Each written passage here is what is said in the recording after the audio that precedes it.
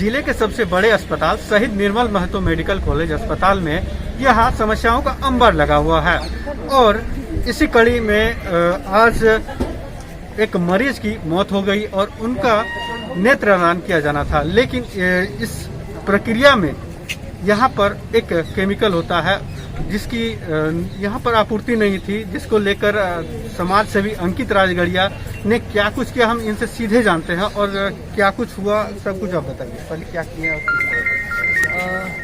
मेरे मित्र की बहन है 28 वर्षीय राजनंदिनी कुमारी, उसका सुबह 7:05 में आज पीएमसीएच में निधन हो गया। तो जैसा कि हमें स्थिति उसकी पता था कि वो कोमा में है और काफ़ी ज़्यादा प्रॉब्लम है, मल्टीपल प्रॉब्लम्स है, तो वह हमारे बीच नहीं रहेगी ज़्यादा दिन तक। तो हमने पहले ही नेत्रदान का डिसाइड किया था कि हम नेत्रदान करेंगे और हम लोग जो है टीममेट, हम लोग इस चीज़ के लिए लोगों को जागरूक भी करते हैं कि भाई आप नेत्रदान अंगदान करें। लेकिन हुआ क्या कि यहाँ पता चला कि केमिकल जो कॉर्निसोल होता है जिसमें आई को सुरक्षित रखा जाता है 14 दिनों तक, वो केमिकल है ही नहीं, तो हम नेत्रदान नहीं कर सकते। उसके बाद मैंने रांची में जो कश्यप आई मेमोरियल है उसकी honour Padmashri doctor Bharti Kashyap ma'am को मैंने सुबह कॉल किया 7 बजे 7:05 में। मैम से मैंने आग्रह किया कि मैम ऐसा ऐसा बात है, यहाँ केमिकल नहीं है और मुझे नेत्रदान करवाना है, क्या आप मुझे केमिकल देंगी? तो मैम ने मुझे कहा कि हाँ अंकित, आप किसी को भेज दो, मैं केमिकल दे रही हूँ।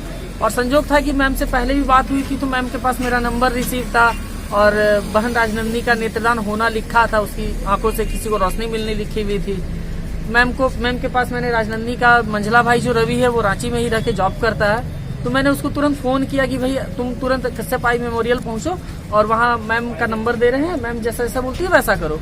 मैम ने एक कागजी प्रक्रिया पूरी करवाई और मैम ने उसको केमिकल को एक बाकायदा आइस बॉक्स में सुरक्षित रख के उसको दिया। लेकिन सवाल यहाँ अभी और बाकी था, इतनी मेहनत के बाद भी, कि भाई रांची से धनबाद आने में 5 घंटे का तकरीबन समय लगता है और आंख जो है वो 6 से 7 घंटे तक ही सुरक्षित रहता है। 7 बज चुका था, 8:30 बजे राजनंदिनी का भाई अस्पताल पहुंचा, तो ये समय पीरियड को हमें बहुत मेकअप करना था, गेन करना था, ताकि ये समय बर्बाद ना हो, आंख दान हम कर सके। तो हमने एक निजी एम्बुलेंस हायर किया जो 6,000 रुपए लेना था। फिर एम्बुलेंस को मैंने बोला कि भाई तुम केमिकल है इसमें, ये मेडिसिन है एक तरह का, तुम सायरन मारते मारते धनबाद तक आओ। और वो एम्बुलेंस वाला भी काफी अच्छा ड्राइवर रहा, उसने 3 घंटे 5 मिनट में धनबाद पीएमसीएच पहुंचाया। यहाँ पहुंचते के साथ नेत्रदान की प्रक्रिया की तैयारी की जा चुकी थी। विभाग को जानकारी थी कि हम लोग रांची से केमिकल मंगवा रहे हैं। 12:05 में नेत्रदान की प्रक्रिया शुरू हुई। अंततः बहन राजनंदिनी का नेत्रदान हो गया। लेकिन कैसे, सवाल है कैसे? इतना मेहनत, इतना पैरवी, इतना सोर्स और नेत्र भी दूं, पैसे भी दूं, कहाँ का इंसाफ है? हमारे धनबाद जिले का अस्पताल ही नहीं, जनप्रतिनिधि धनबाद जिले के उतने दोषी है, उससे ज्यादा दोषी राज्य के मुखिया हैं, उससे ज्यादा दोषी कहें तो इस राज्य में जो स्वास्थ्य मंत्री का पदभार संभाले हुए हैं श्री बन्ना गुप्ता जी, वह भी दोषी। यह केमिकल मात्र 1,000 रुपए के आसपास का आता है। देश में सिर्फ 2 ही कंपनी बनाती है इस केमिकल को। कोई आदमी नेत्रदान, अंगदान, देहदान करना चाहता है, लोगों को जिंदगी देना चाहता है, आपके पास संसाधन नहीं है। ये पहला मामला नहीं, इससे पहले भी पीएमसीएच में केमिकल नहीं था। मैंने अपने मामा जी के लिए आसनसोल से केमिकल मंगवाया। पिछली बार मामला था, यहाँ बवाल हुआ था कि केमिकल की जगह ग्लिसरीन में ले लिया गया था, जिसकी वजह से नेत्र खराब हो गया था। आखिर हम कब तक सहेंगे? हम लोगों को देना चाहते हैं, ये पहल सरकार का काम है करने का। सीधा सवाल कि अगर आप लोगों से विभाग नहीं चलता है तो आप लोग इस्तीफा दीजिए। पूरे देश में, पूरे राज्य में एजुकेटेड लोगों की कमी नहीं है जो बेहतरीन तरीके से पदभार संभाल के इस कार्य को पूरा कर सकते हैं। सिर्फ यही कहना चाहूंगा। पूरे इस मामले में जो अस्पताल प्रबंधक ने अपनी जानकारी दी, तो अस्पताल प्रबंधक इसके बारे में क्या कुछ? अस्पताल प्रबंधक कहा कि मेरे पास, हमारे द्वारा विभाग को लिखा हुआ है रांची में, विभाग ने हमें नहीं भेजा। अब ये विभाग पर डालते हैं, विभाग इन पर डालता है। आखिर दोषी कौन होता है? हर बार हंसते हैं मरीज के परिजन जो इस तरह के कार्य के लिए आगे आते हैं।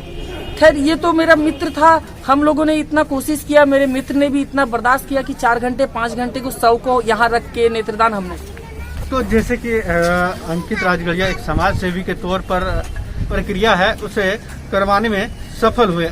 आइए हम उनके परिजन, उनके भाई हैं, हम उनसे जानना चाहते हैं कि इस पूरे सिस्टम को लेकर आप क्या कहें?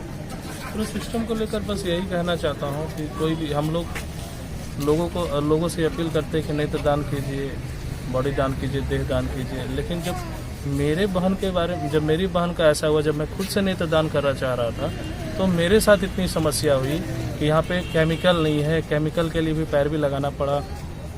वो तो मेरे साथी, मेरे भाई अंकित रजगड़िया हैं, जिन्होंने पैर भी लगाया और पैर भी लगाने के बाद जो है वहाँ से केमिकल का व्यवस्था करवाया। मेरा भाई छोटा वहाँ था जो निजी एम्बुलेंस करके वहाँ से ये केमिकल को लाया है। तो सोच लीजिए, चूँकि हम लोग तो समाज के लिए लड़ते हैं, तब हम लोगों को इतना दिक्कत हो रहा है। आम लोग जो अगर देहदान या नेत्रदान करना चाहेंगे तो उनको तो बहुत सारी समस्याओं से गुजरना होगा। तो सरकार से सिर्फ यही आग्रह है कि कम से कम ये केमिकल, इस प्रक्रिया को इतना सुचारू और आसान किया जाए। ताकि सिर्फ यही आग्रह है कि कम से कम ये केमिकल, इस प्रक्रिया को इतना सुचारू और आसान किया जाए ताकि लोगों को देहदान या नेत्रदान करने में कोई भी समस्या ना आए। तो जैसे कि आपने सुना भी कि जिस तरह से लोग अपना अंग दान करते हैं और इसे लेकर भी अस्पताल प्रबंधक इस पर आगे नहीं बढ़ते हैं और विभागीय खेल कहा जाता है। इस तरह अगर होते हैं तो कहीं ना कहीं जो आगे अंगदान होता है, इससे लोगों की रोशनी भी मिलती है। इस तरह की सामने आती है बात। हम इस पूरे मामले में अस्पताल प्रबंधक से भी बातें करेंगे, जानने की कोशिश करेंगे कि क्या कुछ मामला है। धनबाद से लाइव लगातार के लिए अर्जुन मंडल की रिपोर्ट। इतनी समस्याओं के बावजूद अंततः इन लोगों ने नेत्रदान सफलतापूर्वक किया। अब सरकारी विभाग और अस्पताल को यह जो प्रक्रिया है इसे आसान करना जरूरी है, जिससे आगे चलकर लोगों को परेशानियों का सामना न करना पड़े। तो उसको सुरक्षित रखने के लिए एक विशेष द्रव होता है, सॉल्यूशन होता है, वो दिसंबर महीने में वो दवा एक्सपायर कर गई, आउट ऑफ डेट हो गई। तो जब विभाग से मांग की जाती है तब हम लोग हमारे सेंट्रल स्टोर के द्वारा उसको क्रय करने के लिए वो प्रक्रिया की जाती है। तो जब वहाँ से विभाग से जब मांग आएगा तब हम लोग यहाँ खरीदते हैं। सर एक्चुअली में बहुत ज़्यादा महंगा भी नहीं है, और अगर इस प्रकार की दिक्कत अगर परिजनों को उठानी होगी, खुद वही केमिकल भी लाएंगे और नेत्रदान करवाएंगे, तो ऐसे में तो लोग जो नेत्रदान करना चाहते हैं वह भी नहीं करने के इच्छुक रहेंगे। फिर तो ये हर दिन की वस्तु तो है नहीं कि जो कि हर दिन इसकी जरूरत पड़ती है। तो हमें नहीं लगता कि 1 साल के अंदर किसी ने नेत्रदान किया है। तो ऐसी चीज़ जिसका कभी कभी उपयोग होता है तो वो तो हमेशा खरीद कर रखा नहीं जाएगा। और उससे भी बड़ी बात है, नेत्र बैंक के जो प्रभारी हैं, जब अस्पताल से मांग करेंगे तभी हम उसको क्रय करेंगे ना, ऐसे तो क्रय नहीं करेंगे। दिसंबर में एक्सपायर किया, उसके बाद हमारे यहाँ आया नहीं, डिमांड आएगा तो फिर हम खरीदते हैं। एक्सपायर होने के बाद सर विभाग को लिखा गया था? मेरी जानकारी में। भैया आप रांची से आए हैं, एम्बुलेंस चलाते हैं, एम्बुलेंस चालक हैं, क्या लेके आए हैं रांची से आप एम्बुलेंस में?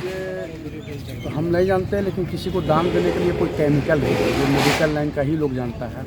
आप कहाँ से लेके आए हैं? हम रांची कसरत मेमोरियल हॉस्पिटल से। अमूमन रांची से धनबाद आने में कितने घंटे लगते हैं 4 व्हीलर से, और आप एम्बुलेंस से आए हैं इस केमिकल को सुरक्षित रखने के लिए, क्योंकि एक टाइम पीरियड में यहाँ पहुँचना था? तो लगभग पौन घंटा भी नहीं लगा, पौन घंटा लग मान के चलिए, वो भी ट्रैफिक का वजह से पौन घंटा लगा है ना। इस तरह की व्यवस्था के लिए सरकार से क्या आग्रह करना चाहेंगे आप? हम यही बोलना चाहते हैं सरकार से कि जो एम्बुलेंस ड्राइवर लोग हैं, उनको जब कोई ऐसा इमरजेंसी चीज़ लेके जाता है तो रोड में उनको कुछ सुरक्षा दिया जाए। ग्रीन कॉरिडोर, हाँ ये, और क्या बोलेंगे इसके पास। क्या नाम हुआ अभी आपका? हमारा MD साजिद। धनबाद से लाइव लगातार के लिए अर्जुन मंडल की रिपोर्ट। न्यूज अपडेट के लिए आप हमारे चैनल को सब्सक्राइब करें। आप हमें फेसबुक और इंस्टाग्राम पर भी फॉलो कर सकते हैं। बने रहे लगातार.in के साथ।